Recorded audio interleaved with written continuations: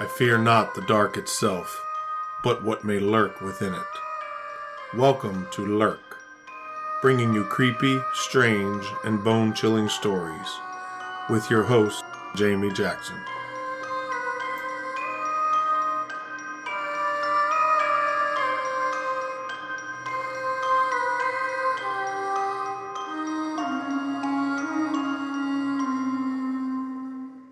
Hey Lurkers, it's Jamie. Welcome to episode 19. You're probably expecting the missing 411 Jared Atadero case this week. However, because we had back-to-back episodes that were over an hour long, and because I have just gotten back from a week-long vacation, I have opted to push the missing 411 case to next week. So episode 20 that comes out next Friday will be the missing 411 case of Jared Atadero.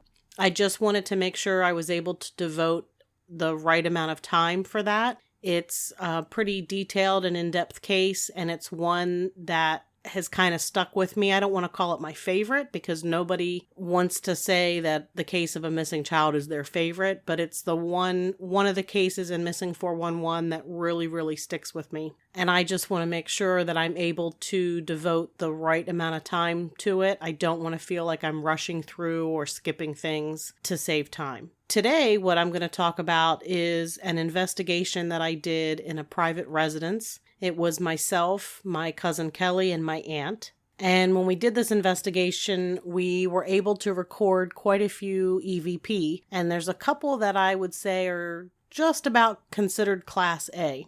For those of you who may not be up on the paranormal investigation lingo, if you are a first-time listener, I want to explain EVPs. So EVP stands for Electronic Voice Phenomena. Basically, it's where you're using a device that can record sound, and while you're recording, you're picking up voices of people who aren't there. So you could use a digital recorder, you can use a cassette recorder, you can use, you can pick it up on the sound on a video camera. I even believe that they were able to get EVPs on the old reel-to-reel recording devices. I actually remember one time back in the beginning stages of my ghost hunting and making my younger brother, carry my pink boombox on his shoulder through the National Cemetery in Gettysburg. And we actually did pick up some sounds of drums, but I can't tell you 100% that they weren't possibly drums being played in the distance. Neither one of us remembered hearing them. And that's the thing with EVP. When you're doing an EVP session,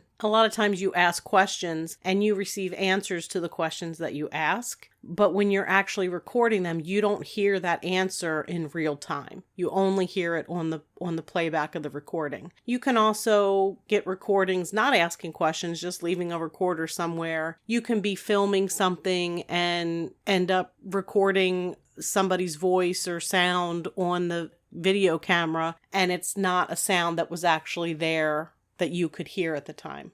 So that's what an EVP is.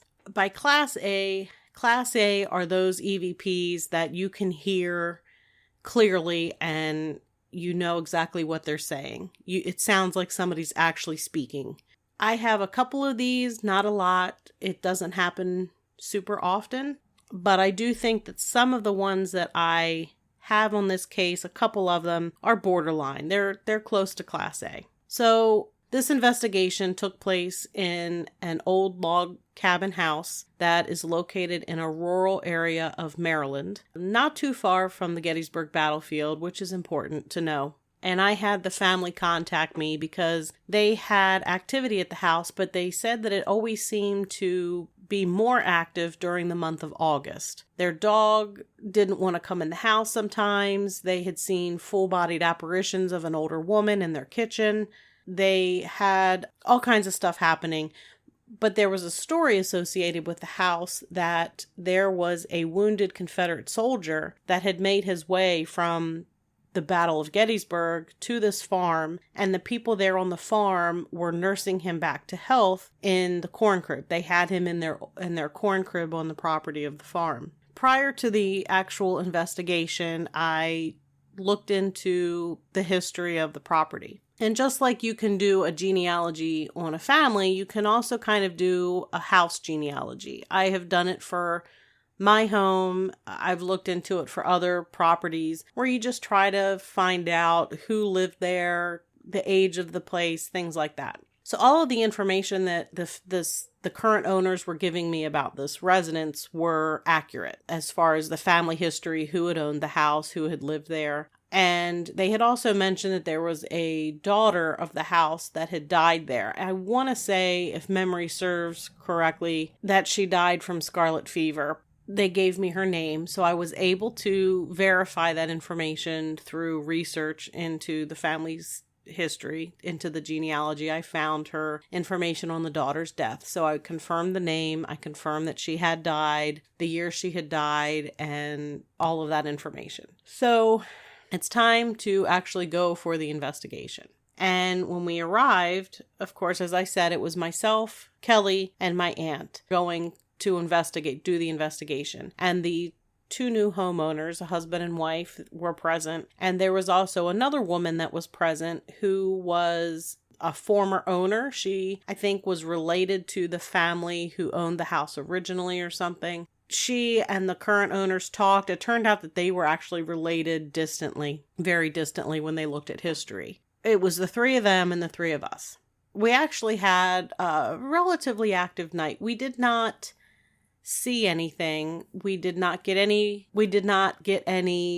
on the video, on the infrared cameras, nothing like that, nothing out of the ordinary. But we were getting pretty decent EVPs, and we had several different areas going on. So in the garage used to be the site, I think, of the corn crib, where the old corn crib was, where they supposedly, the family was nursing this wounded soldier. So in the garage, we had one of our stationary infrared cameras set up to record everything in the garage. And that was like an 8mm handheld camcorder. It was on a tripod. It was a Sony camcorder. It had the infrared or the night vision setting. So we had that recording. From the moment we set it up, we turned it on, it was recording the whole time. And in that room, occasionally I also have what's referred to as a shack hack. And what that is, basically, there used to be a store called Radio Shack. And back in the day, when you were a ghost hunter, you went to Radio Shack for a lot of cool stuff to make your own equipment. You didn't buy all this fancy crap. You made it yourself, figured it out yourself, did stuff like that. So the Shack Hack is basically a handheld Radio Shack AM/FM radio, and it's been hacked, which is the hacked part of the name. Somebody has hacked into it to make it so that you can lock it while it's scanning stations. So you put it on the AM channels, you hit scan, and you then lock it in place. So it continuously is skipping through AM channels. Now, if you're familiar with AM radio, there is a lot of white noise when you're skipping through channels on the AM frequency. So in essence, this is generating a lot of white noise, and you would get random words coming out of that. So it's kind of like the Ghost Box. I only paid $40 for it. I actually think I bought it from Dave Schrader when I went to the Phenomenology, I think it was Phenomenology 102. So it was their second Phenomenology convention that they had in Gettysburg. In fact, I know that's where I bought it. So thanks, Dave. Still use the Shack Hack. I would rather use that than any super expensive Ghost Box.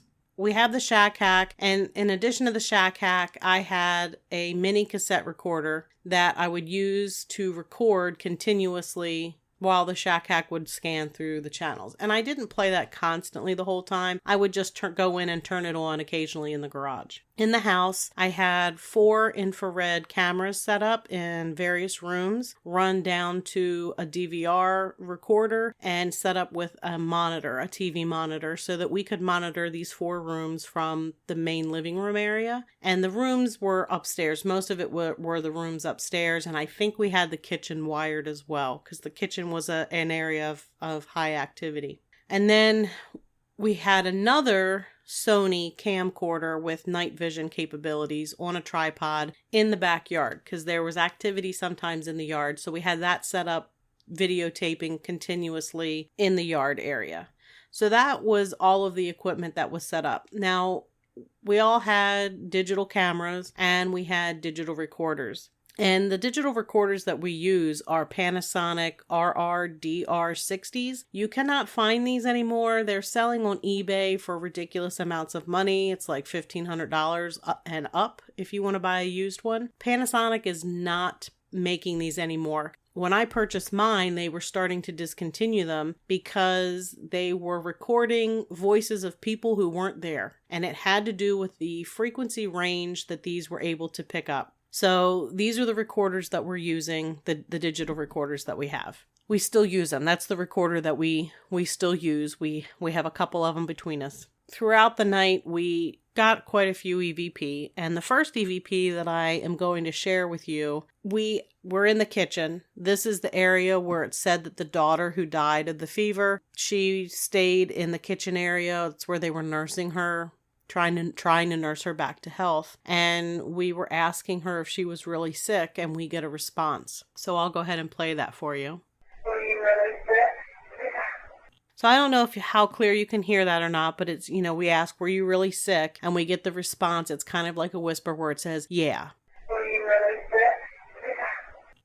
That was kind of heartbreaking. As a parent, you hate to think that in this room that you're in, there's this child who isn't going to make it, is really sick, and she ends up dying. She dies right there in front of her whole family. And that EVP is pretty clear. So the next example of EVP that I have is pretty typical. We get it almost every investigation we go on. And I'm going to play that for you now.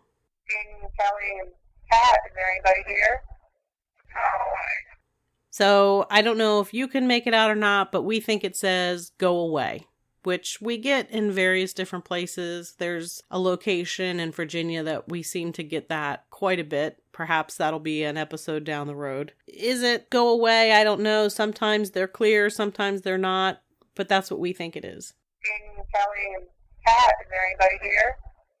Oh, This next one, we ask if they can tell us their name. I'll go ahead and let you listen to it and then break it down for you afterwards.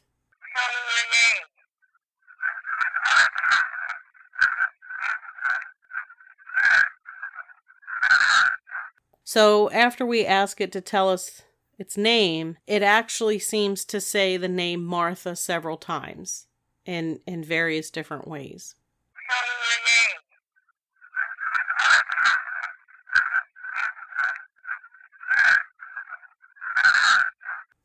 And in addition to that, I want to play this next one as well. It's a whisper.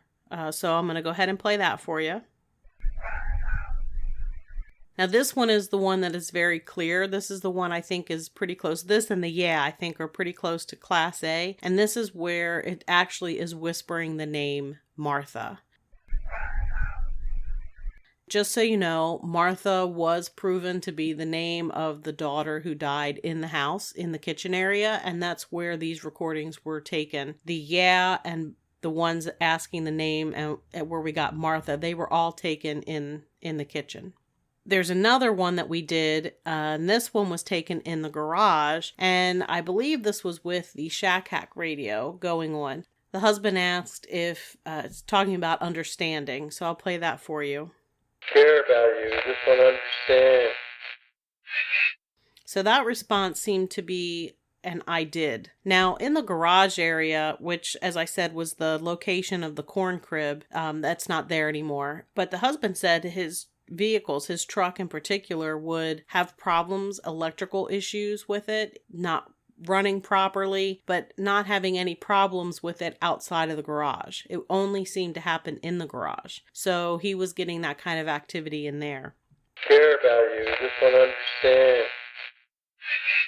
During the investigation, we were pretty confident with the fact that the house is definitely haunted. Definitely the daughter of the house who died there is there. The mother is most likely still there. They had seen her. There was another recording that we got, and unfortunately I do not have a copy of that EVP currently. It is on my cousin's recorder that I need to try to get off. But my aunt was in the yard talking, because apparently they hear singing, like a woman singing. In the yard, we have a recording, and when my aunt played that for us, we thought my aunt was like babbling on this recording, and she was like, no, guys, I was just standing there holding the recorder. I wasn't even talking. It's somebody who either sounds like my aunt or who was mimicking how my aunt sounded, which I've heard of happening in other investigations. It sounded like her. So hopefully in the future I can get that EVP and share that with you. But the big part about this story, and the amusing thing about this story, and the reason why Angelina and Kelly suggested that I share this investigation with you, really has nothing to do with the EVPs that I've played for you. They're really cool and they're great, and they are authentic EVPs. But sometimes when you're on an investigation, especially with people that you don't really know, weird things can happen. And by weird things, I'm not referring to paranormal things. I'm referring to the weird things that people feel the need to do to try to prove their own story. So during this investigation, Kelly, my aunt, and I were convinced we're getting good stuff. We're getting really good stuff. We are thrilled with some of these EVPs that we're getting. And I've just shared a few of those with you today. I've not shared all of them with you. There are more, but these were kind of the cream of the crop, the better ones. The lady who was a former owner who was there during the investigation, we were letting them use our recorders. We were letting them try them out because I'm a big proponent of teaching. If somebody wants to learn how to do this, I want to try to help them learn.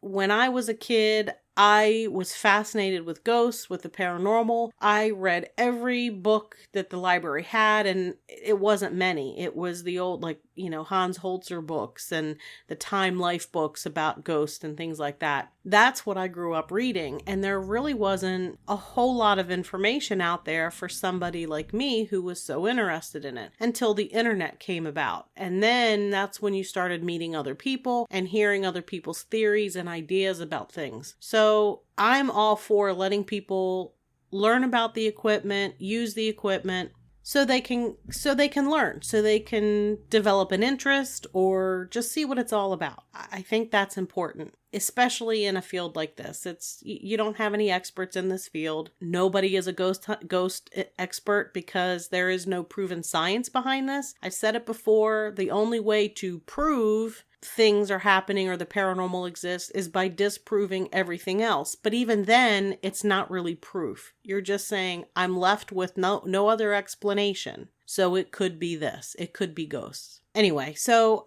I'm really big on hands-on. If people want to learn how to use the equipment properly and test it out, I'm all for letting them do that. So anyway, this woman was there at the house. She went to the garage with one of the digital recorders. She comes back and she plays the EVP she got. She's all excited about this EVP. So she plays it back for us. When she plays it back, Kelly and I kind of share a look while we're listening to it. The family, the husband and wife, the current owners, are unnerved by this, especially the wife. She was a little freaked out by this. Kelly and I just kind of shared a look. So I'm going to play the EVP now for you before I finish telling you the rest of the story. So here it is. Here's the EVP that she recorded. Are you here? Would you talk to me, please? Can you tell me your name? I used to live here when the old corn crib and the garage, the pig pen, chicken house was here. We found a union reward sign tacked on the side of the garage. Do you know who put it there? Is this you, John? Nevin, is it you? Peter? Do you have something you want to tell me?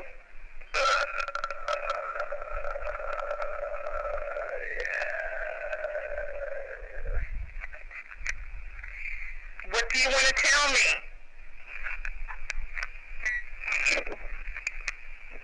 So the issue here is the part where it's the very deep sounding voice that is saying yes.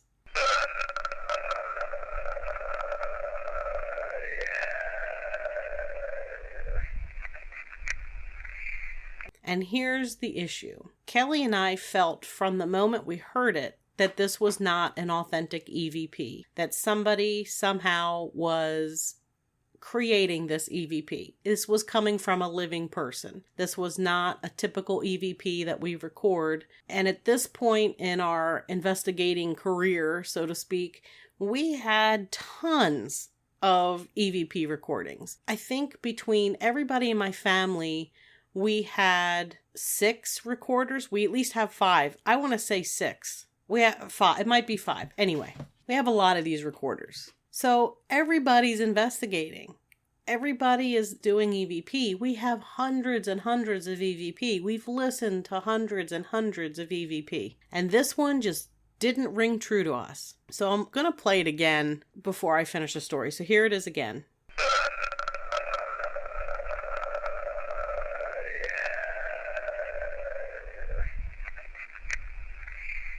So anyway, I'm home. The investigation is over. I'm back at my house and I'm going through all of the evidence. And it takes a long time to do that. I have to go back and look through all 4 cameras that are recording in the house with the infrared setup with the monitor. I have to look at all of that. And I have the video from the camcorders that were set up, specifically the one that was set up in the garage. So I am looking at the footage in the garage and there's nothing going on. I don't have anything until I get to the time frame where the former owner, the lady who owned the house formerly, she's in the garage doing this EVP session. And on the video, I am watching her and she takes a bottle of soda of some sort, warm soda in a bottle, and she chugs it. And after she chugs it, that's when she seems to get the EVP where you have the very deep voice saying yes. So basically what happened was she chugged the soda, asked her question, and then belched loud and long enough and said the word yes while she was belching. And then after she did that, she stopped recording. And then she went back and listened to her recording because, of course, I had taught her how to use the recorder. She plays it back. And after she hears herself belch the word yes, she nods her head like she's saying to herself, yup, that sounds real. It sounds like a good one. And she then turns around and leaves the garage. She had no clue that the recorder, the camcorder, was actually filming. Whether she forgot it was there or what, I'm not really sure, because it wasn't in the middle of the room. It was off to the side against the wall and pointing to videotape as much of the garage as possible in the event we got anything paranormal on the camcorder. But basically what we ended up recording was her little phony EVP session where she's belching the word yes. I'm going to play this one more time for you because now that you know, you probably can tell. Do you have something you want to tell me?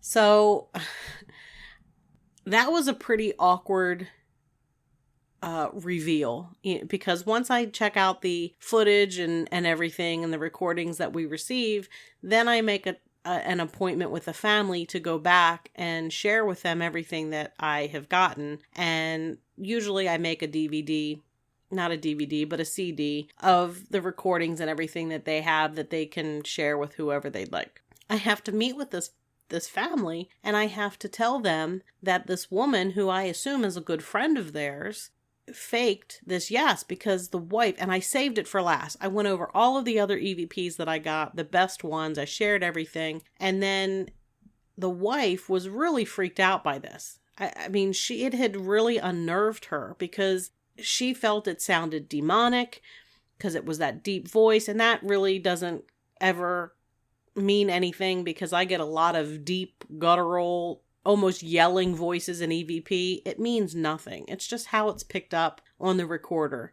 But the wife was freaked out. She was thinking demons, evil, whatever was in her house is evil, and she was unnerved. So I had to bring it up, and I said, I'm saving this one for last, so I play it for them.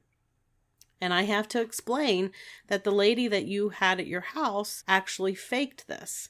And was drinking soda in order to burp, to be able to burp loudly while saying the word yes. And I said, I know this for a fact. I said, when I heard the recording, Kelly and I immediately knew that this was not an authentic EVP. It just didn't sound right. I said, and then when I was watching the video footage, I actually have video footage of her chugging the soda and then belching the word and nodding after she played it back to herself like, yep, that's really great.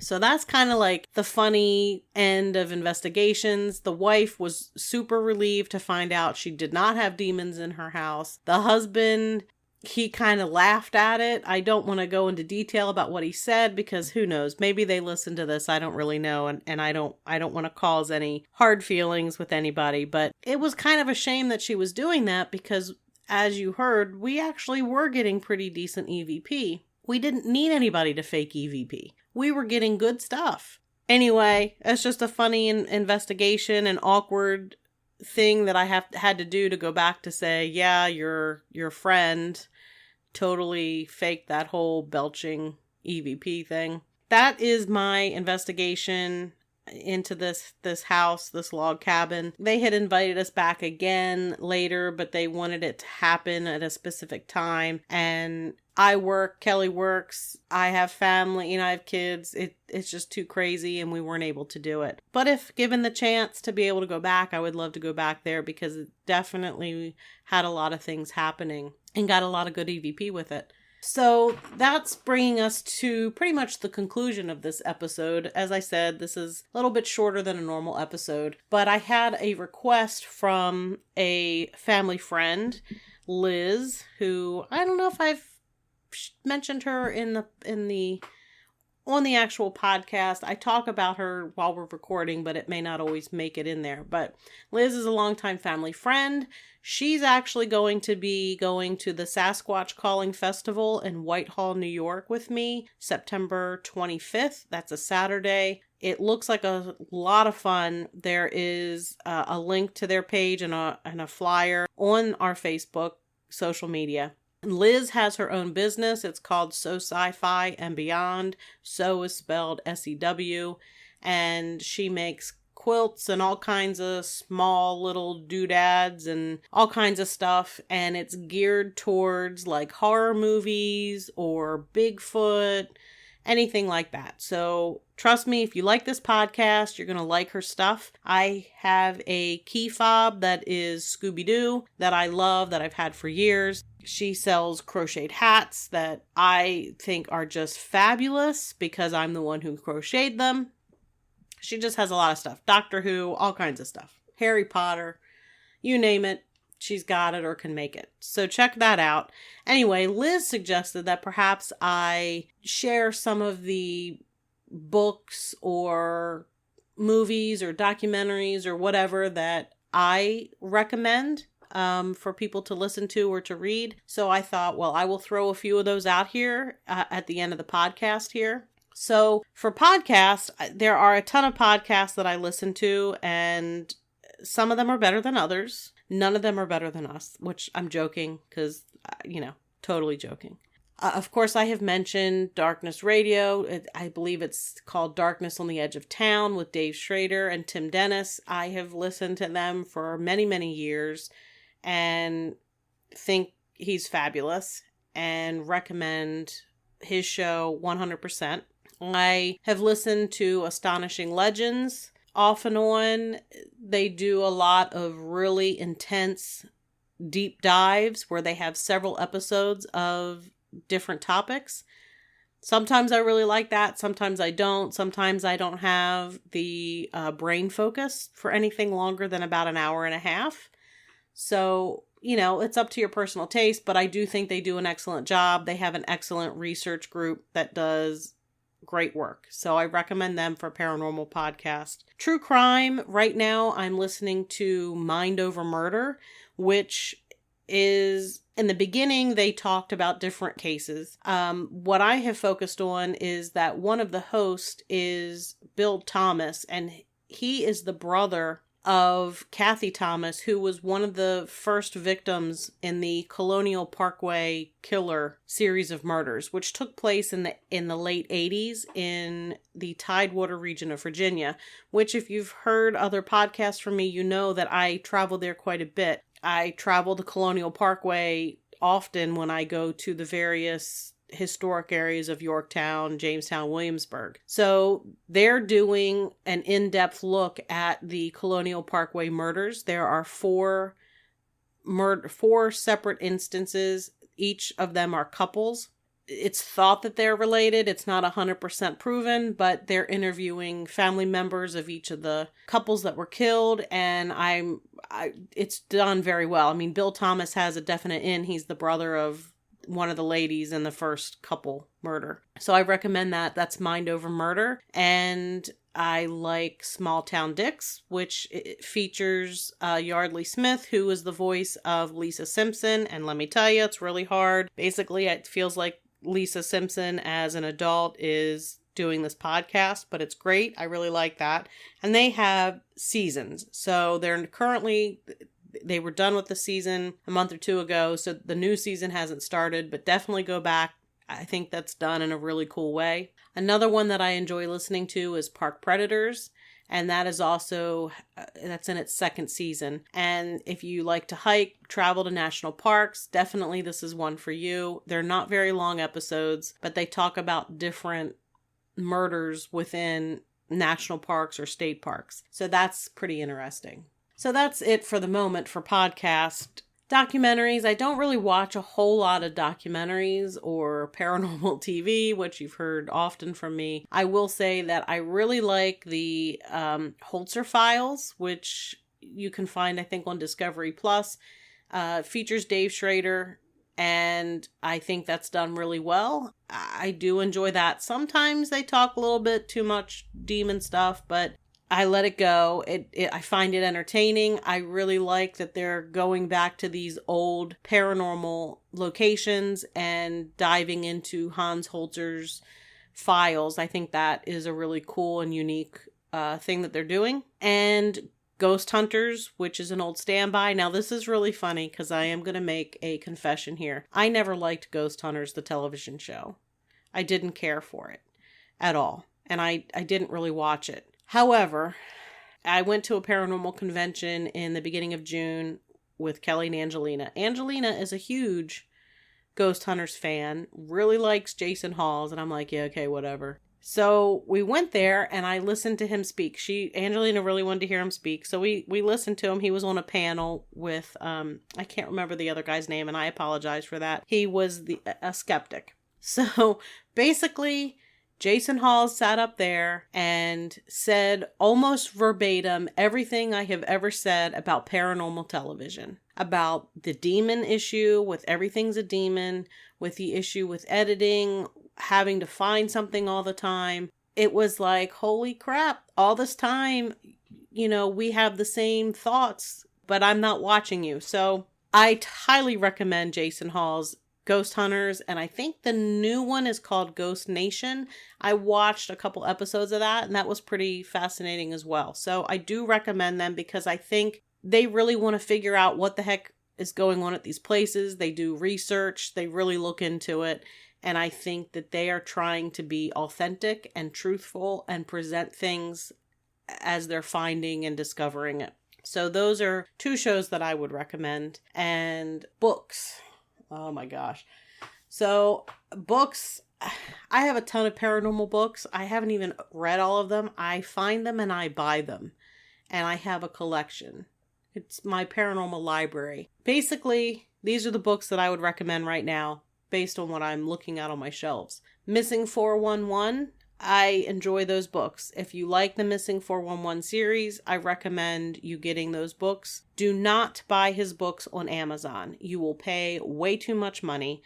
Go to his website. I will put it in the show notes here. I will try to put links to everything I'm talking about in this little section. The Missing 411 books can be purchased directly from David Paulides. That's where you want to buy them. They're around $25-ish. Definitely purchase them from him. Those are good. They're written in an investigative way. David Paulides is a former police detective. They are written like a former police detective.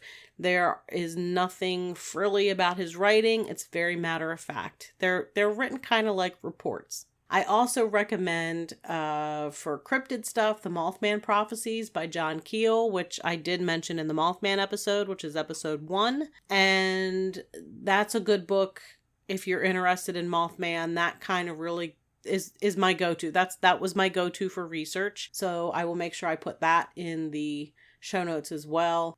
For ghost story type things, I have a collection of some of the Ghosts of Virginia books by L.B. Taylor Jr. And I recommend his books. He does an excellent job of writing and researching, and I have used those quite a bit, either to investigate areas that I'm going to, investigate areas to, like if I'm on vacation and I want to find a place to go to in Virginia, I open his books to find a place to check out. So that's definitely a series of books that I would recommend. The weird books, so Weird Hollywood, Weird Maryland, Weird Pennsylvania, Weird New Jersey, all of those books I think are pretty cool. They have haunting things, they have monsters, they have weird stuff. It's just any strange thing you can think of for a state, that's what's in there. I recommend those books. The other author that I recommend, and this is going to sound strange, but I don't actually own any of his books. And I'm going to have to rectify that. But he's a phenomenal speaker. Jeff Belanger he's a friend of Dave Schrader's, but he speaks a lot on New England legends. In fact, he has a podcast called New England Legends. I think he also has a television show of some sort, also called New England Legends. He's on Facebook in a group called New England Legends, and he's written a few books, and I highly recommend anything that he writes because he writes the way he speaks, and he's an excellent speaker. I really want to get his book about his travels to Kilimanjaro. He climbed Kilimanjaro, and it was kind of a life-changing thing for him. Not necessarily paranormal in the sense of ghost paranormal. Definitely a really good experience and story. Excellent speaker. I've heard him speak many times. So if you come across one of his books, I say grab it, read it. I think you'll enjoy it.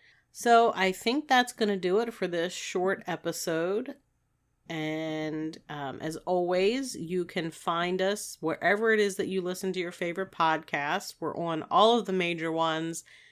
We're on most of the not major ones. I don't even remember what all we're on, but we're on basically everything. You can find us, no problem. If you can't find us on your favorite podcasting app, you can certainly find us at lurkpodcast.com. All of the episodes are located there. The links to all of our social media are located there. We have Facebook, we have Twitter, we have Instagram, and we have a new YouTube channel. The YouTube is now up to date with all of the episodes are posted on there. Basically what I do is any photos that are related to the episode, I include in a slideshow that plays, so you can kind of look at things while you're listening. The link to that is on our website. I recommend that you like, follow, or subscribe to one or all of those, because on the social media platforms, I post any photos that are important to the episode, that have anything to do with the episode. I will post on the social media. Any updates on episodes, I try to post an episode calendar for each month. Of course, this one I will have to update and re-release because I totally changed everything. Any funny thing I find, anything paranormal I think might be important to share, and any events that we may be going to. Like I said, we will be in Whitehall, New York, September 25th for the Sasquatch Calling Festival. I am really looking forward to that. Apparently there are a lot of really cool vendors. There's tons of speakers. I am supposed to be speaking. And there's food trucks, there's a bouncy house, but it looks like it's going to be a really cool event. And of course you have the Sasquatch Calling. So I know on our Facebook, I think I have shared the link to the video that ESPN did. This is like a big deal. ESPN has done a couple of videos about this festival. It's a big deal.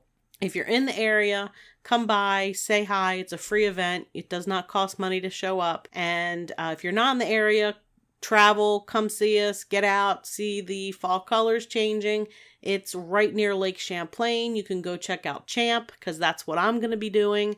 And you can check out all the cool Bigfoot stuff in the town of Whitehall. Anyway, so definitely get on our social media in some format and keep track of everything that's going on.